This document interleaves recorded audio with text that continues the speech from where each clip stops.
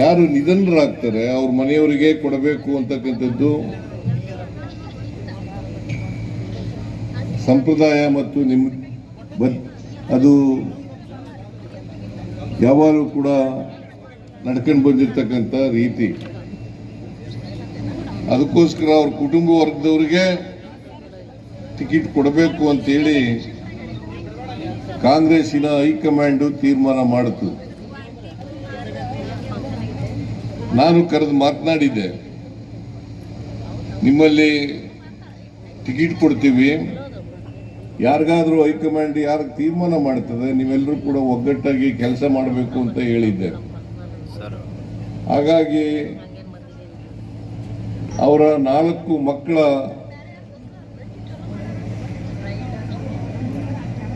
Ticket ಕೇಳಿದವರಲ್ಲಿ Umesh ಮೇಟಿಯವರನ್ನ ಅಭ್ಯರ್ಥಿಯನ್ನಾಗಿ ಕಾಂಗ್ರೆಸ್ಸಿನ high command ಮಾಡಿದೆ.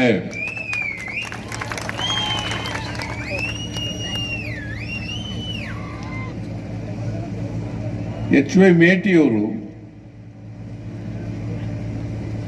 5 ಬಾರಿ ಶಾಸಕರಾಗಿದ್ರು, ಒಮ್ಮೆ ಲೋಕಸಭಾ ಸದಸ್ಯರಾಗಿದ್ರು, ಮಂತ್ರಿನೂ ಕೂಡ ಆಗಿದ್ರು. ಅತ್ಯಂತ ನಿಷ್ಠಾವಂತ ಕಾಂಗ್ರೆಸ್ ಪಾರ್ಟಿಯ ಮನುಷ್ಯ. ನನಗೆ ಬಹಳ ಆಪ್ತರಾಗಿದ್ದಂಥವ್ರು.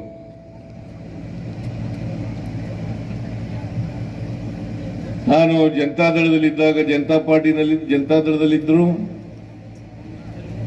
ಕಾಂಗ್ರೆಸ್ ಪಾರ್ಟಿಯನ್ನು ಸೇರ್ಕೊಂಡಾಗ ಕಾಂಗ್ರೆಸ್ ಪಕ್ಷಕ್ಕೆ ಬಂದರು, ಮತ್ತೆ ಕಾಂಗ್ರೆಸ್ ಪಕ್ಷದಲ್ಲೂ ಕೂಡ